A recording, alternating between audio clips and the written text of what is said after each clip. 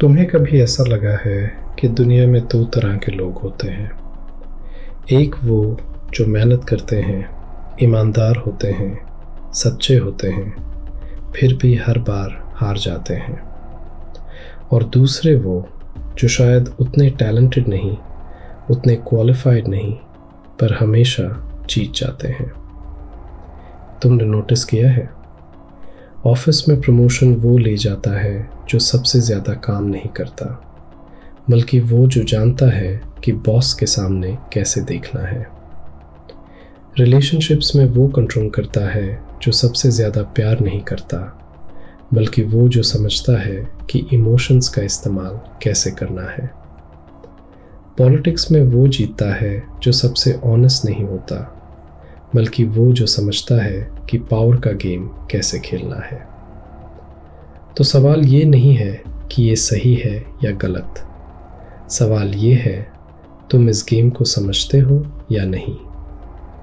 क्योंकि अगर तुम नहीं समझते तो तुम पॉन हो, चेस बोर्ड पे एक मोहरे जैसे, जो मूव नहीं करता, जिसको मूव करवाया जाता है। आज मैं तुम्हें एक ऐसी किताब के बारे में बताऊंगा जो तुम्हें अनकंफर्टेबल करेगी। शायद तुम्हें पसंद भी ना आए, लेकिन अगर तुमने इसे इग्नोर किया तो तुम जिंदगी भर दूसरों की स्ट्रैटेजी का विक्टिम बनते रहोगे। ये वीडियो उन लोगों के लिए नहीं है जो दुनिया को बदलना चाहते हैं। ये वीडियो उन लोगों के लिए है जो पहले खुद को समझना चाहते हैं और फिर डिसाइड करना चाहते हैं कि उन्हें क्या बनना है। तो अगर तुम्हें लगता है कि अच्छे लोग हमेशा जीतते हैं, तो ये वीडियो तुम्हारे लिए नहीं है। लेकिन अगर तुम्हें शक है, अगर तुम्हें कभी लगा है कि कुछ तो गड़बड़ है, कि कुछ रूल्स हैं जो तुम्हें कभी नहीं बताए गए, तो अगली 30-40 मिनट तक मेरी बात सुनो। मैं तुम्हें रॉबर्ट ग्रीन की द 48 लॉज ऑफ पावर के थ्रू दिखाऊंगा कि ह्यूमन बिहेवियर का सबसे रॉ, सबसे नेकेड ट्रूथ क्या है। और वीडियो के एंड तक तुम वही इंसान नहीं रहोगे जो अभी हो। शुरू करते हैं। पहले एक कहानी सुनो। इमेजिन करो एक आदमी है, नाम है उसका राज। सिंपल मिडिल क्लास फैमिली, अच्छा स्टूडेंट, इंजीनियरिंग की डिग्री ली, मेहनत करी, ऑनेस्ट इंसान है। कंपनी ज्वाइन की, सोचा मेहनत करूँगा, डेडिकेशन दिखाऊंगा, सच्चाई से काम करूँगा, प्रमोशन मिल जाएगी। 5 साल हो गए। उसके साथ जो जूनियर आया था वो अब उसका बॉस है। राज को समझ नहीं आता। वो सोए रात भर यही सोचता है, मैं तो उससे ज़्यादा काम करता हूँ, उससे ज़्यादा क्वालिफाई हूँ, फिर क्यों? तो एक दिन उसने हिम्मत करके अपने मैनेजर से पूछा। मैनेजर ने स्माइल दी और बोला, राज तुम बहुत अच्छे हो, लेकिन तुम्हारी प्रॉब्लम ये है, तुम प्रेडिक्टेबल हो। तुम्हें किसी भी काम पे लगाओ, तुम करते रहोगे। तुम्हें प्रमोशन देने की ज़रूरत ही नहीं है। समझे क्या बोला उसने? मैनेजर ने डायरेक्टली तो नहीं बोला, लेकिन उसका मतलब था, तुम इतने ट्रांसपेरेंट हो कि तुम इजी हो। तुम्हें हैंडल करना सिंपल है। तुम्हें चेस पीस की तरह यूज़ किया जा सकता है। और ये कहानी सिर्फ राज की नहीं है, ये तुम्हारी भी है, ये मेरी भी है। हम सब कभी न कभी इस सिचुएशन में होते हैं जहां हम सोचते हैं सच बोलने से, ऑनेस्ट रहने से, अच्छा काम करने से सब ठीक हो जाएगा, लेकिन होता नहीं। क्योंकि दुनिया में एक इनविजिबल गेम चल रहा है, पावर का गेम, इन्फ्लुएंस का गेम, कंट्रोल का गेम। और जो लोग ये गेम समझते हैं वो जीत जाते हैं, जो नहीं समझते वो हारते हैं। तो अब मैं तुमसे सीधा क्वेश्चन पूछूं, क्या तुमने कभी नोटिस किया है कि कुछ लोग हमेशा अपना काम करवा लेते हैं, चाहे वो कितने भी गलत क्यों ना हो? क्या तुमने कभी नोटिस किया है कि कुछ लोग हमेशा सेंटर ऑफ अटेंशन होते हैं, चाहे उनके पास कहने को कुछ हो या ना हो? क्या तुमने कभी नोटिस किया है कि कुछ लोग तुमसे हेल्प तो ले लेते हैं, लेकिन जब तुम्हें ज़रूरत होती है तो गायब हो जाते हैं? ये एक्सीडेंट नहीं है, ये स्ट्रैटेजी है। और अगर तुम ये स्ट्रैटेजी नहीं समझते तो तुम हमेशा कंफ्यूज रहोगे। तुम्हें हमेशा लगेगा कि दुनिया अनफेयर है, लेकिन सच्चाई ये है, दुनिया न्यूट्रल है, सिर्फ रूल्स अलग है। और वो रूल्स तुम्हें स्कूल में नहीं सिखाए गए, वो रूल्स तुम्हें घर पे नहीं बताए गए। वो rules the 48 laws of power में हैं। रॉबर्ट ग्रीन, एक ऐसा आदमी जिसने अपनी पूरी जिंदगी हिस्ट्री पढ़ने में बिताई, लेकिन सिर्फ डेट्स और इवेंट्स नहीं, बल्कि पैटर्न्स। उसने देखा कि हिस्ट्री के सबसे पावरफुल लोग, चाहे वो किंग्स हो, क्वींस हो, पॉलिटिशियंस हो, बिजनेस लीडर्स हो, सब एक जैसे रूल्स फॉलो करते थे। और ये रूल्स कभी टेक्स्ट बुक्स में नहीं थे, ये रूल्स हिडन थे, अनस्पोकन थे। तो रॉबर्ट ग्रीन ने क्या किया? उसने 3000 साल की ह्यूमन हिस्ट्री को पढ़ा, एंशिएंट चाइना से लेकर रेनेसांस इटली तक, फेरोज से लेकर मॉडर्न सीईओज तक। और उसने नोटिस किया एक पैटर्न। पावर हमेशा एक स्पेसिफिक वे से मूव करती है, हमेशा एक स्पेसिफिक साइकोलॉजी से काम करती है। और 1998 में उसने ये सब 48 लॉज में कंपाइल करके लिखा, द 48 लॉज ऑफ पावर। लेकिन ये किताब कंट्रोवर्शियल क्यों है? क्योंकि ये तुम्हें वो ट्रूथ बताती है जो तुम्हें सुनना पसंद नहीं आएगा। ये तुम्हें नहीं बताती कि अच्छे बनो और दुनिया तुम्हें रिवॉर्ड देगी। ये तुम्हें बताती है कि दुनिया में पावर के रूल्स है, अगर तुम उन्हें समझते हो तो सरवाइव करोगे, अगर नहीं समझते तो क्रश्ड हो जाओगे। बहुत सारे लोग इस किताब को ईविल बोलते हैं ये मैनिपुलेटिव है, ये इमोरल है, और शायद वो सही भी है। लेकिन यहाँ एक बात ध्यान देना, अगर तुम इस किताब को नहीं पढ़ोगे तो भी ये रूल्स एग्जिस्ट करते हैं। तुम्हारे बॉस इन्हें यूज़ कर रहे हैं, तुम्हारे कॉम्पिटिटर्स इन्हें यूज़ कर रहे हैं, तुम्हारे सो कॉल्ड फ्रेंड्स इन्हें यूज़ कर रहे हैं।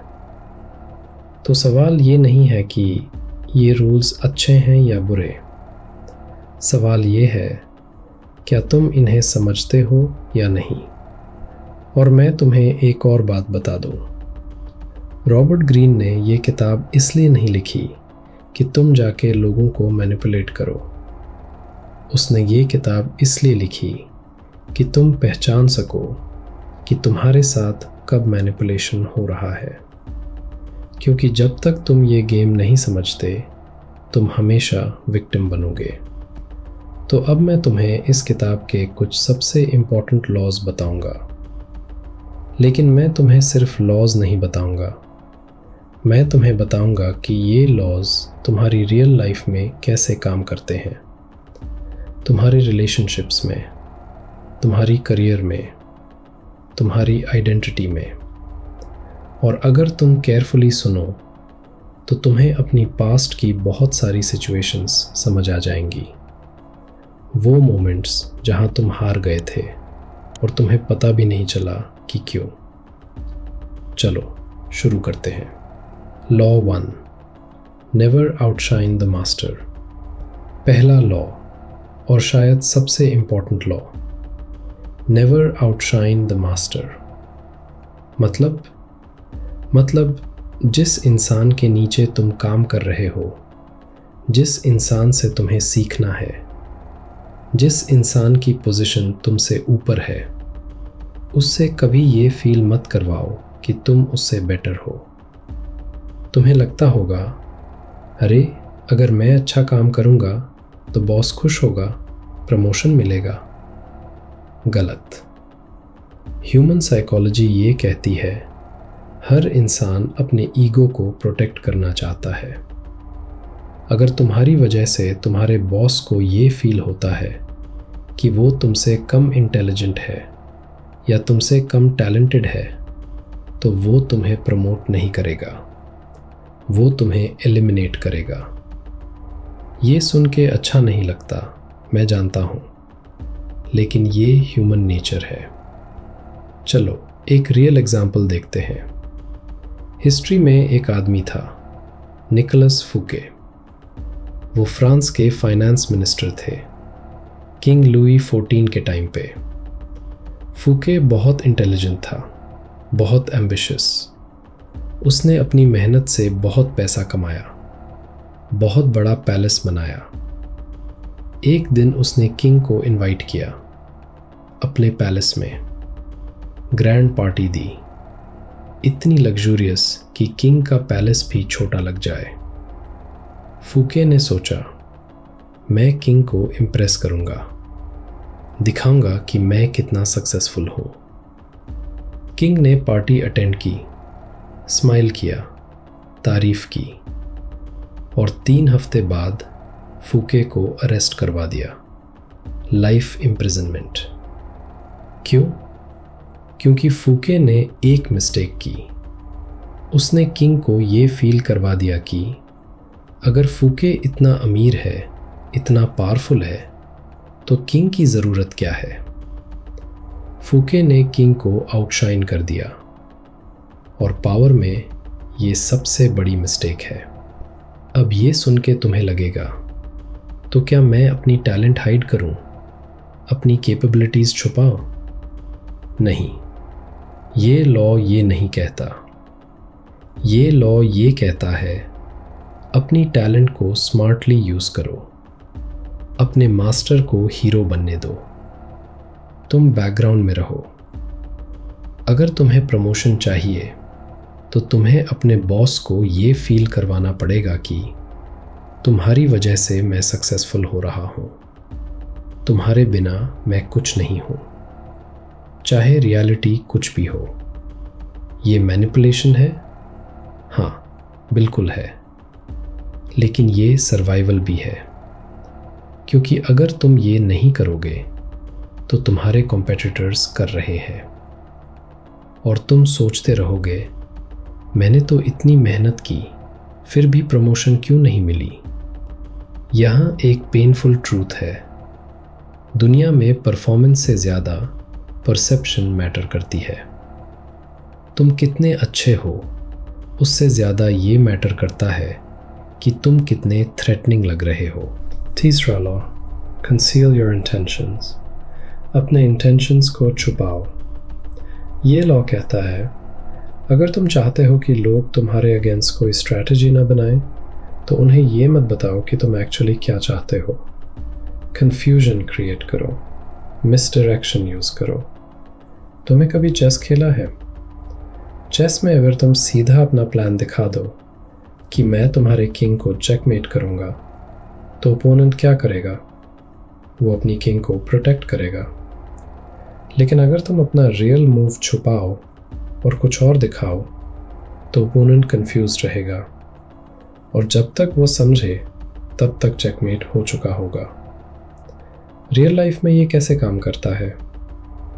मान लो तुम्हें अपनी कंपनी में एक स्पेसिफिक प्रोजेक्ट चाहिए, हाई विजिबिलिटी वाला, जो तुम्हारे करियर को बूस्ट करे। अगर तुम सीधा जाके बॉस से बोलो मुझे ये प्रोजेक्ट चाहिए, तो क्या होगा? बॉस को लगेगा तुम डेस्परेट हो, एम्बिशियस हो, शायद थ्रेटनिंग हो, और वो तुम्हें अवॉइड करेगा। लेकिन अगर तुम स्मार्टली खेलो, पहले तुम कंपनी के दूसरे प्रोजेक्ट्स में इंटरेस्ट दिखाओ, बॉस से कैजुअल कॉन्वर्सेशंस करो, उसी स्पेसिफिक प्रोजेक्ट को इनडायरेक्टली मेंशन करो जैसे तुम्हें ज़्यादा इंटरेस्ट नहीं है, और फिर धीरे धीरे बॉस को ये फील करवाओ कि अगर मैं तुम्हें ये प्रोजेक्ट दूँ तो कंपनी का बेनिफिट होगा और मेरा भी। और जब बॉस खुद तुम्हें ये प्रोजेक्ट ऑफ़र करे तो तुमने जीत ली। ये मैनिपुलेशन है? हाँ, लेकिन ये ज़रूरत भी है, क्योंकि अगर तुम अपने इंटेंशन सीधा बता दोगे तो लोग तुम्हारे अगेंस्ट डिफेंसेस बना लेंगे। ह्यूमन साइकोलॉजी ये कहती है, जब लोग तुम्हारे इंटेंशंस नहीं समझ पाते तो वो तुम्हें अंडर एस्टिमेट करते हैं, और जब वो तुम्हें अंडर एस्टिमेट करते हैं तो तुम्हें एडवांटेज मिलता है। यहाँ एक बात ध्यान देना, ये लॉ तुम्हें ये नहीं कहता कि तुम डिसऑनेस्ट बनो, ये लॉ तुम्हें कहता है स्ट्रेटेजिक बनो।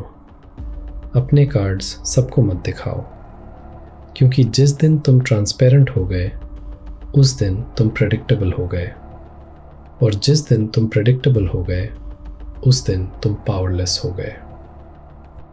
Law 6, court attention at all costs.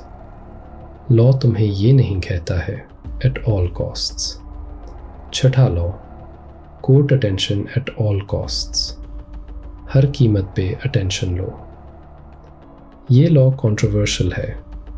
बहुत लोगों को लगता है ये तो शो ऑफ करना है, ये तो चीप टैक्टिक्स है, लेकिन सच्चाई ये है, दुनिया में जो दिखता है वही बिकता है। तुमने नोटिस किया है, सोशल मीडिया पे वो लोग फेमस होते हैं जो सबसे ज़्यादा टैलेंटेड नहीं, बल्कि वो जो सबसे ज़्यादा विजिबल है।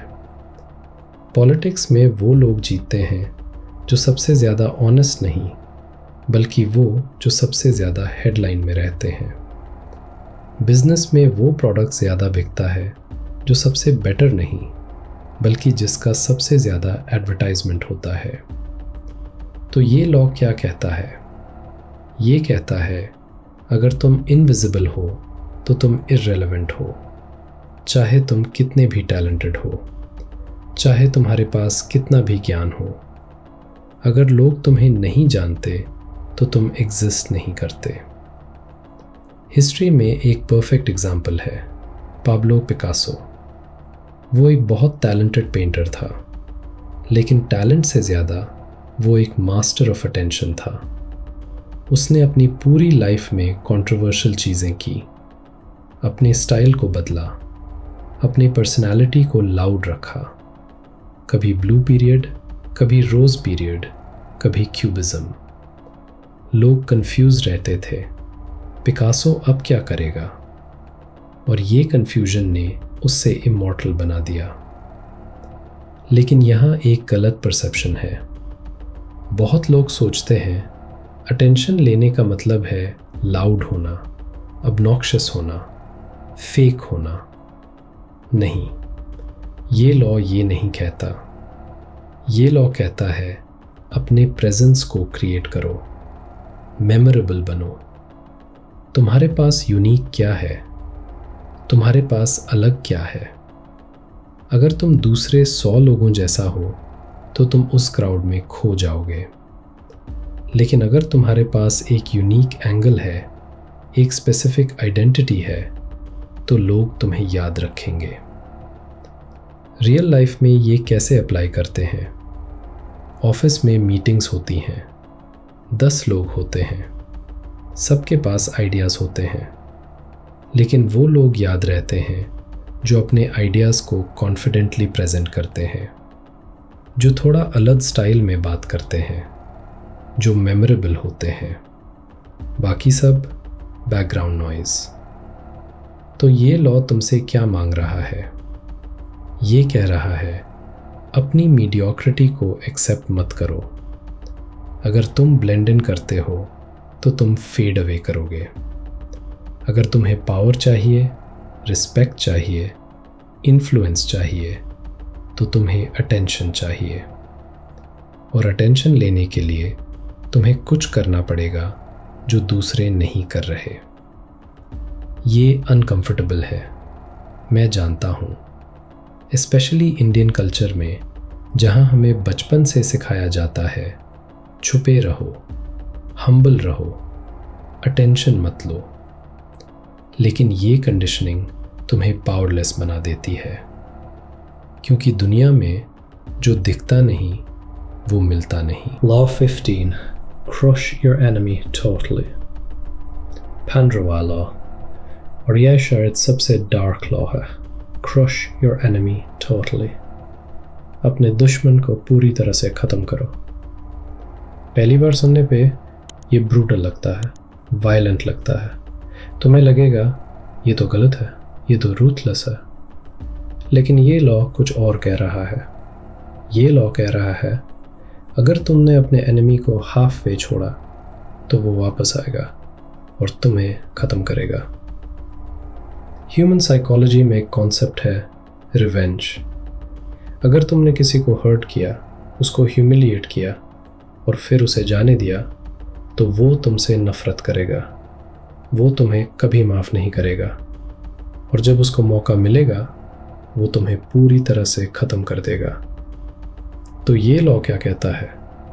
ये कहता है अगर तुम किसी से कंपटीशन में हो, अगर कोई तुम्हारा एनिमी है, तो दो ही ऑप्शंस है। या तो उसको इग्नोर करो, उसको एग्जिस्ट करने दो, अपना काम करो, या फिर उसको इतना ख़त्म करो कि वो वापस खड़ा ही ना हो सके। बीच का रास्ता सबसे डेंजरस है। अगर तुमने उसको थोड़ा हर्ट किया, थोड़ा डैमेज किया और छोड़ दिया, तो तुमने सिर्फ एक वुंडेड एनिमल क्रिएट किया है, और वुंडेड एनिमल सबसे ज़्यादा डेंजरस होता है। हिस्ट्री में एग्जाम्पल देखो। एंशिएंट चाइना में एक जनरल था, चिन। उसने अपने एनिमीज़ को हराया, लेकिन उन्हें मारा नहीं, उन्हें छोड़ दिया। चिन ने सोचा मर्सी दिखाऊंगा, कंपैशन दिखाऊंगा। कुछ साल बाद वही एनिमीज़ यूनाइटेड हुए, अलायंस बनाया और चिन को ख़त्म कर दिया। तो ये लॉ तुम्हें क्या सिखा रहा है? ये कह रहा है सेंटिमेंटालिटी से पावर नहीं मिलती। अगर तुम्हें पावर चाहिए, सर्वाइवल चाहिए, तो तुम्हें टफ डिसीजंस लेने पड़ेंगे। लेकिन यहाँ एक इम्पॉर्टेंट क्लैरिफिकेशन है। ये लॉ ये नहीं कह रहा कि तुम जाके फिजिकली किसी को हार्म करो। ये लॉ मेटाफोरिकली कह रहा है अगर कोई तुम्हारा कॉम्पिटिटर है, तुम्हारा अपोनेंट है, तो उसको इतना आउट परफॉर्म करो कि वो वापस compete ही ना कर सके। अगर कोई तुम्हें वर्क प्लेस में पॉलिटिक्स खेलता है, तो उसकी स्ट्रैटेजी को इतना एक्सपोज करो कि उसकी क्रेडिबिलिटी ही ना रहे। अगर कोई तुम्हारे अगेंस्ट गेम खेल रहा है, तो उसके गेम को इतना ब्रेक करो कि वो हार के ही माने। ये ब्रूटल है, हाँ, लेकिन ये नेसेसरी भी है, क्योंकि अगर तुम सॉफ्ट रहोगे तो लोग तुम्हारा एडवांटेज उठाएंगे। अगर तुम मर्सी दिखाते रहोगे तो लोग तुम्हें वीक समझेंगे, और वीकनेस पावर के गेम में डेथ सेंटेंस है। यहाँ सबसे बड़ा लेसन ये है, अपने इंटेंशंस क्लियर रखो।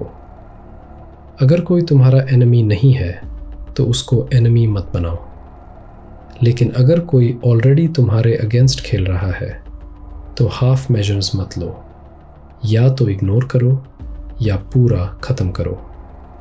बीच का रास्ता तुम्हें ख़त्म कर देगा। Law 16, use absence to increase respect and honour. अपनी एब्सेंस को यूज़ करो। ये लॉ ह्यूमन साइकोलॉजी का एक पावरफुल प्रिंसिपल है। जो चीज़ ईजिली अवेलेबल होती है उसकी वैल्यू कम होती है। जो चीज़ रेयर होती है, जो हर वक्त नहीं मिलती, उसकी वैल्यू ज़्यादा होती है। तुमने कभी नोटिस किया है, जब तुम किसी के साथ रोज़ बात करते हो, रोज़ अवेलेबल रहते हो, रोज़ हेल्प करते हो, तो वो तुम्हें ग्रांटेड ले लेता है, तुम्हारी इम्पोर्टेंस कम हो जाती है। लेकिन जिस दिन तुम थोड़ा डिस्टेंस बना लो, थोड़ा अनअवेलेबल हो जाओ, उस दिन लोग तुम्हें मिस करते हैं, तुम्हारी वैल्यू बढ़ जाती है। ये साइकोलॉजी में स्कैर्सिटी प्रिंसिपल कहते हैं। जब कोई चीज़ स्कैर्स होती है तो उसकी डिमांड बढ़ जाती है। और ये सिर्फ प्रोडक्ट्स के लिए नहीं, ये ह्यूमंस के लिए भी काम करता है। एक एग्जाम्पल देखो। मान लो तुम्हारा एक फ्रेंड है, वो तुमसे हमेशा हेल्प मांगता है, तुम हमेशा हेल्प करते हो। इनिशियली वो थैंक यू बोलता था, ग्रेटफुल था, लेकिन अब वो एक्सपेक्ट करता है, अरे यार तू तो है ही, तू कर देगा। तुम्हारी वैल्यू ख़त्म हो गई। लेकिन अगर तुम एक बार नो बोल दो, अगर तुम एक बार अनअवेलेबल हो जाओ, तो उस फ्रेंड को रियलाइजेशन होगा, ओह ये भी अपनी मर्जी से हेल्प करता था, ये मेरा सर्वेंट नहीं है, और तुम्हारी रिस्पेक्ट बढ़ जाएगी। ये लॉ बिजनेसेस में भी काम करता है। एप्पल क्यों सक्सेसफुल है? सिर्फ प्रोडक्ट्स की वजह से नहीं, बल्कि स्केर्सिटी की वजह से। जब आईफोन लॉन्च होता है तो लिमिटेड स्टॉक होता है, वेटिंग पीरियड होता है, और ये वेटिंग डिज़ायर क्रिएट करता है। अगर आईफोन हर किसी के पास ईजिली अवेलेबल होता तो उसकी डिमांड इतनी नहीं होती। तो ये लॉ तुमसे क्या कह रहा है? ये कह रहा है, अपनी प्रेजेंस को कांस्टेंट मत रखो, अपने टाइम को वैल्यूएबल रखो। अगर तुम्हें लगता है कि कोई तुम्हें ग्रांटेड ले रहा है, तो थोड़ा डिस्टेंस बनाओ। अगर तुम्हें लगता है कि तुम्हारे बिना भी सब चल रहा है, तो दिखाओ कि तुम्हारे बिना क्या होता है। लेकिन यहाँ एक केयरफुल बैलेंस है। अगर तुम बिल्कुल ही डिसअपियर हो गए तो लोग तुम्हें भूल जाएंगे। अगर तुम बिल्कुल ही अनअवेलेबल हो गए तो तुम्हारी रेलेवेंस ख़त्म हो जाएगी। तो ये लॉ कहता है स्ट्रेटेजिक एब्सेंस। कभी कभी विड्रॉ हो जाओ, कभी कभी अपनी प्रेजेंस रिमूव करो, ताकि लोग रियलाइज़ करें, ओह उसकी ज़रूरत है। ये तुम्हें रिलेशनशिप्स में भी अप्लाई करना पड़ेगा। अगर तुम किसी से बहुत अटैच हो, बहुत अवेलेबल हो, बहुत डेस्परेट हो, तो तुम्हारी वैल्यू कम हो जाती है। लेकिन अगर तुम अपनी लाइफ में बिजी हो, अपने गोल्स पे फोकस हो, अपनी इंडिपेंडेंस मेंटेन करते हो, तो तुम्हारी वैल्यू बढ़ जाती है। ये मैनिपुलेटिव लगता है शायद, लेकिन ये ह्यूमन नेचर है। लोग उसकी वैल्यू करते हैं जो ईजिली नहीं मिलता। तो अगर तुम्हें अपनी वैल्यू बढ़ानी है, तो अपनी अवेलेबिलिटी को कंट्रोल करना सीखो। Law 25, recreate yourself. अपने आप को फिर से बनाओ। ये लॉ सबसे एम्पावरिंग लॉ है। ये तुमसे कह रहा है, तुम जो हो वो फिक्स नहीं है। तुम अपने आप को चेंज कर सकते हो। सोसाइटी तुम्हें एक आइडेंटिटी देती है। तुम इंजीनियर हो, तुम मिडिल क्लास हो, तुम शाय हो, तुम एवरेज हो। और अगर तुम इस आइडेंटिटी को एक्सेप्ट कर लो, तो ये तुम्हारी रियलिटी बन जाती है। लेकिन ये लॉ कह रहा है, तुम अपनी आइडेंटिटी खुद क्रिएट कर सकते हो। तुम्हें किसी और की डेफिनेशन एक्सेप्ट करने की ज़रूरत नहीं है। हिस्ट्री में बहुत एग्जाम्पल्स है।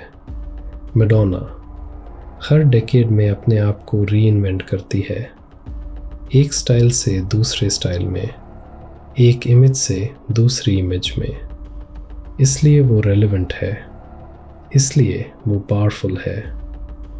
डेविड बोवी एक कैरेक्टर से दूसरे कैरेक्टर में ट्रांसफॉर्म होता था।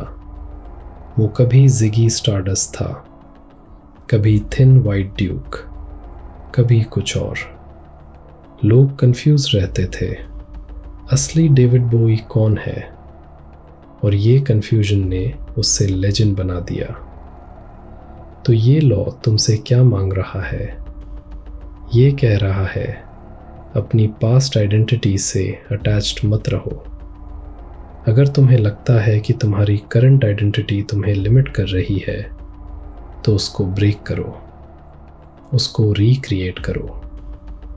मान लो तुम्हें बचपन से बताया गया, तुम क्रिएटिव नहीं हो, तुम नंबर्स के इंसान हो, और तुमने ये बिलीव कर लिया। तो तुमने कभी आर्ट ट्राई नहीं किया, कभी म्यूज़िक ट्राई नहीं किया, कभी राइटिंग ट्राई नहीं की, क्योंकि तुम्हारे पास एक फिक्स्ड आइडेंटिटी थी। लेकिन ये लॉ कह रहा है ये आइडेंटिटी एक प्रिजन है, इससे तोड़ो। अगर तुम चाहते हो तो तुम क्रिएटिव बन सकते हो। अगर तुम चाहते हो तो तुम लीडर बन सकते हो। अगर तुम चाहते हो तो तुम कॉन्फिडेंट बन सकते हो, क्योंकि आइडेंटिटी एक चॉइस है। यहाँ सबसे इम्पॉर्टेंट पॉइंट है, लोग तुम्हें वैसे ही ट्रीट करेंगे जैसे तुम अपने आप को प्रेजेंट करते हो। अगर तुम अपने आप को वीक प्रेजेंट करते हो तो लोग तुम्हें वीक समझेंगे। अगर तुम अपने आप को विक्टिम प्रेजेंट करते हो तो लोग तुम्हें विक्टिम ट्रीट करेंगे। लेकिन अगर तुम अपने आप को पावरफुल, कॉन्फिडेंट, केपेबल प्रेजेंट करते हो तो लोग तुम्हें वैसे ही ट्रीट करने लगेंगे। ये फेक लगता है? इनिशियली हाँ, इनिशियली लगेगा मैं एक्टिंग कर रहा हूँ। लेकिन यह एक सीक्रेट है। अगर तुम कंसिस्टेंटली एक सर्टेन वे बिहेव करते हो तो वो तुम्हारी रियलिटी बन जाती है। साइकोलॉजिस्ट इसको fake it till you make it कहते हैं। लेकिन ये फेक नहीं है, ये प्रैक्टिस है। तुम जो बनना चाहते हो वैसे बिहेव करना शुरू करो। अगर तुम कॉन्फिडेंट बनना चाहते हो तो कॉन्फिडेंट लोगों जैसे बात करो, वॉक करो, सीट करो। इनिशियली ऑकवर्ड लगेगा, लेकिन स्लोली ये तुम्हारे डिफ़ॉल्ट बन जाएगा। और जब ये तुम्हारे डिफ़ॉल्ट बन गया तो तुम सच में कॉन्फिडेंट बन गए। ये लॉ तुम्हें फ्रीडम दे रहा है। ये कह रहा है तुम्हें अपनी पास्ट से, अपनी कंडीशनिंग से, अपनी ओल्ड आइडेंटिटी से अटैच्ड रहने की ज़रूरत नहीं है। हर दिन एक चांस है अपने आप को रीइन्वेंट करने का। हर मोमेंट एक चॉइस है कि तुम कौन बनना चाहते हो। तो अब सवाल ये है, तुम अपने आप को कैसे रिक्रिएट करना चाहते हो? Law 33, discover each man's thumb screw. हर इंसान की कमज़ोरी ढूंढो। ये लॉ डार्क है, अनकंफर्टेबल है, लेकिन ये पावरफुल भी है। ये कह रहा है हर इंसान के पास एक वीकनेस है, एक वल्नरेबिलिटी है, एक प्रेशर पॉइंट है। और अगर तुम वो ढूंढ लो तो तुम उस इंसान को इन्फ्लुएंस कर सकते हो। ये मैनिपुलेशन है? हाँ, लेकिन ये अंडरस्टैंडिंग भी है। क्योंकि जब तक तुम लोगों की रियल मोटिवेशंस नहीं समझते तब तक तुम उन्हें परसुएड नहीं कर सकते। एग्जाम्पल देखो, मान लो तुम्हें अपने बॉस से एक अप्रूवल चाहिए, एक प्रोजेक्ट के लिए बजट चाहिए। अगर तुम सीधा जाके बोलो मुझे ये चाहिए तो क्या होगा? बॉस को कोई फ़र्क नहीं पड़ेगा, क्योंकि तुम्हारी नीड उसकी प्रायोरिटी नहीं है।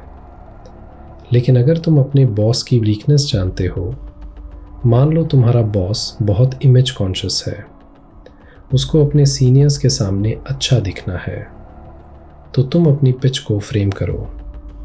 सर, अगर ये प्रोजेक्ट सक्सेस होता है तो आपकी रेपुटेशन बहुत स्ट्रांग हो जाएगी, बोर्ड ऑफ डायरेक्टर्स इम्प्रेस्ड होंगे। अब तुमने बॉस की थंब स्क्रू प्रेस की। अब वो तुम्हारी बात सुनने के लिए रेडी है। ये लॉ कह रहा है लोगों की सरफेस लेवल नीड्स मत देखो, डीप मोटिवेशंस देखो। किसी को पैसा चाहिए, किसी को रिस्पेक्ट चाहिए, किसी को वैलिडेशन चाहिए, किसी को सिक्योरिटी चाहिए, किसी को कंट्रोल चाहिए। और अगर तुम किसी इंसान के साथ टाइम स्पेंड करते हो, ऑब्जर्व करते हो, लिसन करते हो, तो तुम्हें पता चल जाएगा कि उसकी एक्चुअल नीड क्या है, उसका एक्चुअल फियर क्या है, उसका एक्चुअल डिज़ायर क्या है। और जब तुम्हें ये पता चल गया तो तुमने उसकी थंब स्क्रू ढूंढ ली। अब तुम उसको परसुएड कर सकते हो, इन्फ्लुएंस कर सकते हो, क्योंकि अब तुम उसकी लैंग्वेज में बात कर रहे हो। लेकिन यहाँ एक एथिकल क्वेश्चन है, क्या ये सही है? क्या तुम्हें लोगों की वीकनेसेस एक्सप्लॉइट करनी चाहिए? ये तुम्हारे ऊपर है। ये बुक तुम्हें चॉइस नहीं दे रही, ये बुक तुम्हें अवेयरनेस दे रही है। ये कह रही है ये स्ट्रैटेजी एग्जिस्ट करती है, लोग यूज़ करते हैं, तुम्हें डिसाइड करना है कि तुम इससे कैसे यूज़ करना चाहते हो। तुम इससे लोगों को हार्म करने के लिए यूज़ कर सकते हो, या तुम इससे लोगों को जेन्युइनली हेल्प करने के लिए यूज़ कर सकते हो। मान लो तुम्हारा फ्रेंड डिप्रेस्ड है, वो अपनी प्रॉब्लम्स शेयर नहीं कर रहा, लेकिन तुम ऑब्जर्व करते हो। तुम्हें पता चलता है कि उसका थंब स्क्रू क्या है। उसको लगता है कि वो बर्डन है, उसको लगता है कि कोई उसकी केयर नहीं करता। तो तुम उससे ऐसे अप्रोच करते हो, भाई मुझे पता है तू स्ट्रांग है, लेकिन कभी वीक होना भी ओके है, मैं हूं ना तेरे साथ। तुमने उसकी वल्नरेबिलिटी को एक्नॉलेज किया, उसकी फियर को एड्रेस किया, और अब वो तुमसे खुलेगा, तुम पे ट्रस्ट करेगा।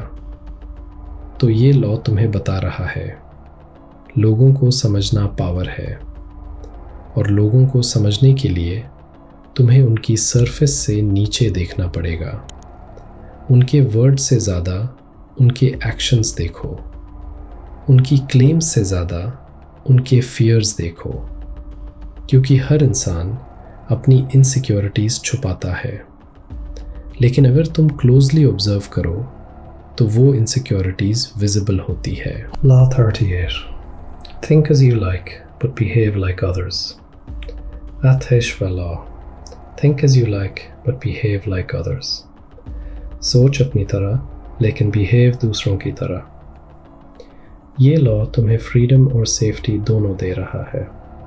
ये कह रहा है तुम्हारे थॉट्स तुम्हारे हैं, लेकिन तुम्हारे एक्शंस सोसाइटी के अनुसार होने चाहिए। क्यों? क्योंकि सोसाइटी को डिफरेंट लोग पसंद नहीं आते। सोसाइटी को कंफॉर्मिटी चाहिए। अगर तुम बहुत ज़्यादा अलग हो तो लोग तुम्हें रिजेक्ट कर देंगे, आइसोलेट कर देंगे। हिस्ट्री में देखो, गैलीलियो, उसने बोला कि अर्थ सन के अराउंड घूमती है, not the other way around. ये साइंटिफिक ट्रूथ था, लेकिन चर्च ने उसको अरेस्ट कर दिया, टॉर्चर किया, क्योंकि गैलीलियो ने सोसाइटी के बिलीव्स के अगेंस्ट बात की। और फाइनली गैलीलियो को अपनी स्टेटमेंट वापस लेनी पड़ी। उसको पब्लिकली कहना पड़ा, मैं गलत था, अर्थ सेंटर है। चाहे वो जानता था कि ये झूठ है, लेकिन उसने सरवाइव करना था। तो ये लॉ क्या कह रहा है? ये कह रहा है अपनी रेडिकल आइडियाज़ को पब्लिक में मत रखो, दूसरों से अलग दिखने की कोशिश मत करो, सरफेस पे ब्लेंड इन करो, लेकिन इंटरनली अपने बिलीव्स रखो, अपने वैल्यूज़ रखो। रियल लाइफ में ये कैसे अप्लाई करते हैं? मान लो तुम्हारे ऑफिस में एक कल्चर है, बॉस के सामने एवरीवन अग्रीज करता है, कोई चैलेंज नहीं करता। तुम इंटरनली जानते हो कि ये गलत है, तुम्हें लगता है कि ऑनेस्ट फीडबैक होनी चाहिए, लेकिन अगर तुम ओपनली चैलेंज करते हो तो तुम टारगेट बन जाओगे। तो स्मार्ट स्ट्रैटेजी क्या है? सरफेस पे तुम भी वही करो जो सब करते हैं, मीटिंग्स में अग्री करो, पोलाइट रहो, लेकिन बिहाइंड द सीन्स अपनी स्ट्रैटेजी बनाओ, अपने एलाइज बनाओ, स्लोली अपनी इन्फ्लुएंस बढ़ाओ, और जब तुम्हारे पास इनफ पावर हो तब चेंज लाओ। ये लॉ तुम्हें पेशेंस सिखा रहा है। ये कह रहा है हर बैटल लड़ने की ज़रूरत नहीं, हर जगह रिबेल बनने की ज़रूरत नहीं। पिक योर बैटल्स, जहाँ ज़रूरी है वहाँ स्टैंड लो, लेकिन जहाँ अननेसेसरी है वहाँ ब्लेंड इन करो, क्योंकि अगर तुम हर चीज़ पे रिबेल बनोगे तो लोग तुम्हें सीरियसली नहीं लेंगे, तुम्हें ट्रबल मेकर लेबल कर देंगे, और फिर जब एक्चुअली इम्पोर्टेंट इशू आएगा तब कोई तुम्हारी नहीं सुनेगा। तो ये लॉ तुम्हें स्ट्रेटेजिक होना सिखा रहा है। पब्लिकली सेफ रहो, प्राइवेटली रैडिकल रहो, अपने दिमाग को फ्री रखो, लेकिन अपने बिहेवियर को सोशली एक्सेप्टेबल रखो, क्योंकि सोसाइटी डिफरेंसेस को पनिश करती है। और अगर तुम्हें सरवाइव करना है, ग्रो करना है, तो तुम्हें सोसाइटी के अंदर से काम करना पड़ेगा, बाहर से नहीं। Law 46, never appear to perfect. 46वां law, never appear to perfect. कभी भी परफेक्ट मत दिखो। ये लॉ काउंटर इंट्यूटिव है। तुम्हें लगता होगा, अरे परफेक्ट होना तो अच्छी बात है, फ्लॉलेस होना गोल है। नहीं, ये लॉ कह रहा है, अगर तुम टू परफेक्ट दिखते हो तो लोग तुमसे जेलस होंगे, तुमसे थ्रेटन्ड फील करेंगे। ह्यूमन साइकोलॉजी ये कहती है, लोग रिलेटेबल लोगों को पसंद करते हैं, इम्परफेक्ट लोगों को पसंद करते हैं, क्योंकि जब तुम परफेक्ट हो तो तुम अनरीचेबल हो, तुम इनह्यूमन हो और लोग तुम्हें कनेक्ट नहीं कर पाते। एग्जाम्पल देखो, सोशल मीडिया पे जब कोई सिर्फ अपनी परफेक्ट लाइफ दिखाता है, सिर्फ विंस दिखाता है, सिर्फ हाइलाइट्स दिखाता है, तो लोगों को क्या फील होता है? Jealousy, inadequacy, distance. लेकिन जब कोई अपनी स्ट्रगल्स भी शेयर करता है, अपनी फेलियर्स भी दिखाता है, अपनी वल्नरेबिलिटीज़ भी शो करता है, तो लोग उससे रिलेट करते हैं, उससे कनेक्ट करते हैं, वो ह्यूमन लगता है। तो ये लॉ तुमसे क्या कह रहा है? ये कह रहा है, स्ट्रेटेजिक इम्परफेक्शन दिखाओ, अपनी स्मॉल मिस्टेक्स एडमिट करो, अपनी स्मॉल फ्लॉज एक्नॉलेज करो, ताकि लोग तुम्हें थ्रेटनिंग ना समझें। लेकिन ध्यान रखना, ये लॉ ये नहीं कह रहा कि तुम एक्चुअली वीक बनो। ये कह रहा है, स्ट्रॉन्ग बनो लेकिन हम्बल दिखो, केपेबल बनो लेकिन रिलेटेबल रहो। क्योंकि अगर तुम टू परफेक्ट दिखोगे तो लोग तुम्हें नीचे गिराना चाहेंगे। हिस्ट्री में एग्जाम्पल है, जूलियस सीजर, रोम का सबसे पावरफुल लीडर। वो बहुत स्मार्ट था, बहुत केपेबल था, लेकिन उसने कभी खुद को परफेक्ट नहीं दिखाया। मीटिंग्स में वो दूसरों की ओपिनियन सुनता था, कभी कभी अपनी स्मॉल मिस्टेक्स एडमिट करता था ताकि लोग उससे रिलेटेबल समझें। लेकिन बिहाइंड द सीन्स वो सबसे कैलकुलेटेड और स्ट्रेटेजिक लीडर था। तो ये लॉ तुम्हें बैलेंस सिखा रहा है। कॉम्पिटेंट बनो लेकिन एरोगेंट मत बनो, स्किल्ड बनो लेकिन शो ऑफ मत करो, क्योंकि जिस मोमेंट तुम परफेक्ट दिखने लगोगे उस मोमेंट लोग तुम्हारे अगेंस्ट हो जाएंगे। और यहाँ एक डीप इंसाइट है, परफेक्शन आइसोलेशन है। जब तुम परफेक्ट हो तो तुम अलोन हो, क्योंकि कोई तुम्हें समझ नहीं पाता, कोई तुमसे रिलेट नहीं कर पाता। लेकिन जब तुम अपनी ह्यूमैनिटी दिखाते हो, अपनी वल्नरेबिलिटीज़ दिखाते हो, तो लोग तुम्हारे पास आते हैं, तुम पे ट्रस्ट करते हैं। तो स्मार्ट स्ट्रैटेजी ये है, पब्लिक में अप्रोचेबल बनो, हम्बल बनो, रिलेटेबल बनो, प्राइवेट में कॉम्पिटेंट बनो, शार्प बनो, स्ट्रेटेजिक बनो। ये कॉम्बिनेशन सबसे पावरफुल है। Law 48, assume formlessness. Or finally, आखिरी law, 48वां law, assume formlessness. Formless बनो। यह सबसे profound law है। ये कह रहा है, जब तक तुम एक फिक्स्ड शेप हो, एक फिक्स्ड आइडेंटिटी हो, एक प्रिडिक्टेबल पैटर्न हो, तब तक तुम वल्नरेबल हो। क्योंकि जब लोग तुम्हें समझ लेते हैं तो वो तुम्हें कंट्रोल कर लेते हैं। वाटर की तरह सोचो, वाटर का कोई फिक्स्ड शेप नहीं होता। जिस कंटेनर में डालो वो उस शेप को ले लेता है, लेकिन वो अपनी एसेंस को नहीं खोता। ये लॉ तुमसे यही मांग रहा है, फ्लेक्सिबल बनो, अडैप्टेबल बनो, अनप्रेडिक्टेबल बनो। अगर सिचुएशन चेंज होती है तो तुम भी चेंज करो। अगर एनवायरनमेंट चेंज होता है तो तुम भी एडजस्ट करो, क्योंकि जो लोग रिजिड होते हैं वो टूट जाते हैं, जो लोग फ्लेक्सिबल होते हैं वो सरवाइव करते हैं। रियल लाइफ में देखो, ब्लॉकबस्टर वीडियो रेंटल कंपनी थी, बहुत सक्सेसफुल, लेकिन जब नेटफ्लिक्स आया, डिजिटल स्ट्रीमिंग आया, ब्लॉकबस्टर ने अडैप्ट नहीं किया। वो अपनी ओल्ड मॉडल पे फिक्स रही और ख़त्म हो गई। लेकिन नेटफ्लिक्स वो फॉर्मलेस थी। पहले डीवीडी रेंटल, फिर स्ट्रीमिंग, फिर ओरिजिनल कंटेंट, हमेशा अडैप्ट करती रही और आज वो डोमिनेट कर रही है। तो ये लॉ तुमसे क्या कह रहा है? अपनी आइडेंटिटी, अपनी स्ट्रैटेजी, अपने अप्रोच को रिजिड मत बनाओ। हमेशा रेडी रहो चेंज करने के लिए, क्योंकि दुनिया कांस्टेंट चेंज कर रही है और जो लोग चेंज के साथ फ्लो करते हैं वो सरवाइव करते हैं, जो रेजिस्ट करते हैं वो एक्सटिंक्ट हो जाते हैं।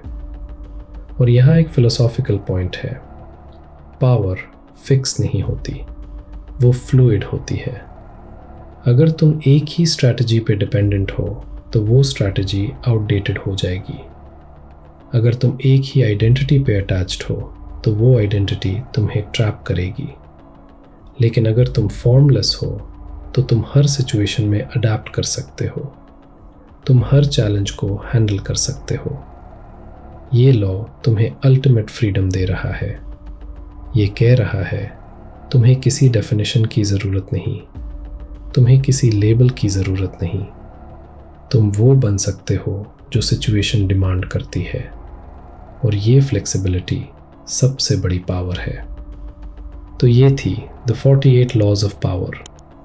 मैंने तुम्हें सिर्फ कुछ लॉज डिटेल में बताए, लेकिन हर लॉ का एक ही कोर मैसेज है, पावर एक गेम है और ये गेम स्पेसिफिक रूल्स से खेला जाता है। अब मैं जानता हूँ तुम्हारे मन में बहुत सारे क्वेश्चंस हैं। क्या ये सब यूज़ करना सही है? क्या मैं मैनिपुलेटिव बन जाऊँगा? क्या ये मॉरल है? तो मैं तुम्हें एक बात साफ कर दूँ, ये बुक तुम्हें गुड या बैड नहीं सिखा रही, ये बुक तुम्हें अवेयर बना रही है। ये तुम्हें दिखा रही है कि दुनिया कैसे काम करती है। अब ये तुम्हारे ऊपर है कि तुम इन लॉज का यूज़ कैसे करते हो। तुम इन्हें लोगों को हल्म करने के लिए यूज़ कर सकते हो, या तुम इन्हें अपने आप को प्रोटेक्ट करने के लिए यूज़ कर सकते हो। तुम इन्हें मैनिपुलेशन के लिए यूज़ कर सकते हो, या तुम इन्हें अंडरस्टैंडिंग के लिए यूज़ कर सकते हो। लेकिन एक बात पक्की है, ये लॉज एग्जिस्ट करते हैं, चाहे तुम इन्हें एक्नॉलेज करो या ना करो। तुम्हारे बॉस इन लॉज को यूज़ कर रहे हैं, तुम्हारे पॉलिटिशियंस इन लॉज को यूज़ कर रहे हैं, तुम्हारे कॉम्पिटिटर्स इन लॉज को यूज़ कर रहे हैं। तो अगर तुम इन्हें इग्नोर करते हो तो तुम वल्नरेबल हो, अगर तुम इन्हें समझते हो तो तुम प्रिपेयर्ड हो। और यहाँ रॉबर्ट ग्रीन की सबसे बड़ी इंसाइट है। वो कहते हैं, most people lose at the game of power not because they are bad at playing it, but because they don't even realise the game is being played. समझे? तुम्हें लगता है मैं ऑनेस्ट हूँ, हार्डवर्किंग हूँ, तो मैं जीत जाऊँगा। लेकिन दुनिया ये नहीं देख रही। दुनिया देख रही है तुम कितने स्ट्रेटेजिक हो, तुम कितने अवेयर हो, तुम अपनी वैल्यू को कितना प्रोटेक्ट कर रहे हो। तो अब तुम्हारे पास एक चॉइस है। तुम ये सब सुन के भूल सकते हो, अपनी ओल्ड कंडीशनिंग में वापस जा सकते हो। ये सब गलत है, मैं ऐसा नहीं करूँगा। ठीक है, तुम्हारी मर्जी।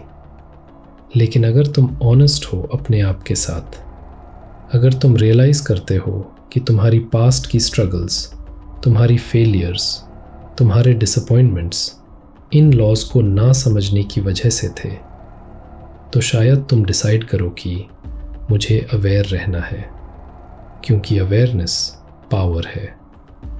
जब तुम समझते हो कि कोई तुम्हारे साथ क्या गेम खेल रहा है, तो तुम उस गेम का विक्टिम नहीं बनते। जब तुम समझते हो कि कोई तुम्हारे वीकनेसेस को एक्सप्लॉइट कर रहा है, तो तुम अपने वीकनेसेस प्रोटेक्ट कर सकते हो। ये बुक तुम्हें विलन नहीं बना रही, ये बुक तुम्हें रियलिस्टिक बना रही है। ये तुम्हें बता रही है दुनिया आइडियलिस्टिक नहीं है, दुनिया प्रैक्टिकल है। और अगर तुम्हें इस दुनिया में सरवाइव करना है, ग्रो करना है, सक्सेसफुल होना है, तो तुम्हें ये प्रैक्टिकल लॉज समझने पड़ेंगे। लेकिन मैं तुम्हें एक और बात बताना चाहता हूँ। रॉबर्ट ग्रीन ने ये बुक 1998 में लिखी और आज 2025 में भी ये रेलेवेंट है, क्योंकि ह्यूमन नेचर नहीं बदलता। टेक्नोलॉजी बदल गई, सोसाइटी बदल गई, टूल्स बदल गए, लेकिन इंसान की बेसिक साइकोलॉजी सेम है। Ego, fear, desire, insecurity, ambition, ये सब आज भी एग्जिस्ट करते हैं, और जब तक ये एग्जिस्ट करते हैं तब तक पावर के ये लॉज रेलेवेंट रहेंगे। तो तुम्हें डिसाइड करना है, तुम इन लॉज के साथ खेलना चाहते हो या इन लॉज के अगेंस्ट, क्योंकि न्यूट्रल रहना एक ऑप्शन नहीं है। अगर तुम गेम नहीं खेल रहे तो तुम पीस हो, और पीसेस को सैक्रिफाइस कर दिया जाता है।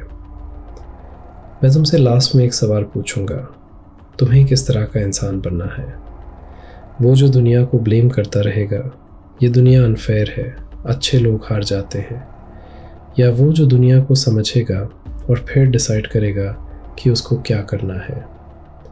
द 48 लॉज ऑफ पावर तुम्हें चॉइस दे रही है, ये तुम्हें फॉर्मूला दे रही है। अब ये तुम्हारे ऊपर है कि तुम इन फॉर्मूलाज का यूज़ कैसे करते हो। मुझे पता है ये अनकंफर्टेबल है, ये तुम्हारी कंडीशनिंग के अगेंस्ट है। तुम्हें सिखाया गया था अच्छे बनो, सच्चे बनो, हम्बल बनो, और ये गलत नहीं है, लेकिन ये इनकम्प्लीट है। कंप्लीट पिक्चर ये है, अच्छे बनो लेकिन नाइव मत बनो, सच्चे बनो लेकिन ट्रांसपेरेंट मत बनो, हम्बल बनो लेकिन डूर मैक मत बनो, क्योंकि पावर की गेम में सर्वाइवल पहली ज़रूरत है। अगर तुम सर्वाइव नहीं करोगे तो तुम अपने वैल्यूज़ भी नहीं रख पाओगे। अगर तुम क्रश्ड हो गए तो तुम्हारी ऑनेस्टी का कोई मतलब नहीं। तो पहले समझो, फिर डिसाइड करो। पहले अवेयर बनो, फिर एक्शन लो। पहले अपने आप को प्रोटेक्ट करो, फिर दूसरों की हेल्प करो। रॉबर्ट ग्रीन कहते हैं, the greatest power you can have is the power over yourself. और ये पावर तभी आती है जब तुम दुनिया को जैसे है वैसे देखते हो, इल्यूजन्स के बिना, एक्सपेक्टेशंस के बिना। तो अगर इस वीडियो ने तुम्हें कुछ सिखाया तो वो ये है, दुनिया एक गेम है, ये गेम रूल्स से चलती है, और अगर तुम ये रूल्स नहीं समझते तो तुम हमेशा कंफ्यूज्ड रहोगे। लेकिन अब तुम कंफ्यूज नहीं हो, अब तुम्हारे पास अवेयरनेस है। अब तुम डिसाइड कर सकते हो कि तुम्हें अपनी लाइफ में पावर कैसे यूज़ करनी है। और मैं तुमसे ये नहीं कह रहा कि तुम रूथलेस बनो, मैं तुमसे ये कह रहा हूँ स्ट्रेटेजिक बनो। अपने इंटेंशंस क्लियर रखो, अपने वैल्यूज़ स्ट्रॉन्ग रखो, लेकिन दुनिया को समझो, लोगों को समझो, गेम को समझो। क्योंकि अगर तुम ये नहीं करोगे तो 10 साल बाद भी तुम वही सोचते रहोगे, मैंने इतनी मेहनत की फिर भी कुछ नहीं मिला। लेकिन अगर तुम आज से अवेयर रहोगे तो तुम अपनी स्ट्रैटेजी बना पाओगे, अपनी पोजीशनिंग सही कर पाओगे, और तब जीत तुम्हारी होगी। तो ये था द 48 लॉज ऑफ पावर, एक ऐसी किताब जो तुम्हें अनकंफर्टेबल करती है लेकिन तुम्हें पावरफुल भी बनाती है। मैं चाहता हूँ तुम कमेंट्स में बताओ, इन लॉज में से कौन सा लॉ तुम्हें सबसे ज़्यादा रिलेटेबल लगा? कौन सी सिचुएशन तुम्हें याद आई जहाँ तुम ये लॉ अप्लाई कर सकते थे? और क्या तुम एक्चुअली इन लॉज को अपनी लाइफ में अप्लाई करोगे या सिर्फ जानना चाहते थे? और अगर तुम्हें ये वीडियो हेल्पफुल लगा तो इसे शेयर करो उन लोगों के साथ जो पावर के इस गेम को समझना चाहते हैं। क्योंकि अवेयरनेस सबसे बड़ी पावर है। मैं हूँ तुम्हारा नरेटर और ये थी एक आवाज़। मिलते हैं नेक्स्ट वीडियो में एक और पावरफुल बुक के साथ। तब तक अवेयर रहो, स्ट्रेटेजिक रहो और अपने आप को प्रोटेक्ट करो, क्योंकि दुनिया में सिर्फ वो लोग सरवाइव करते हैं जो गेम को समझते हैं।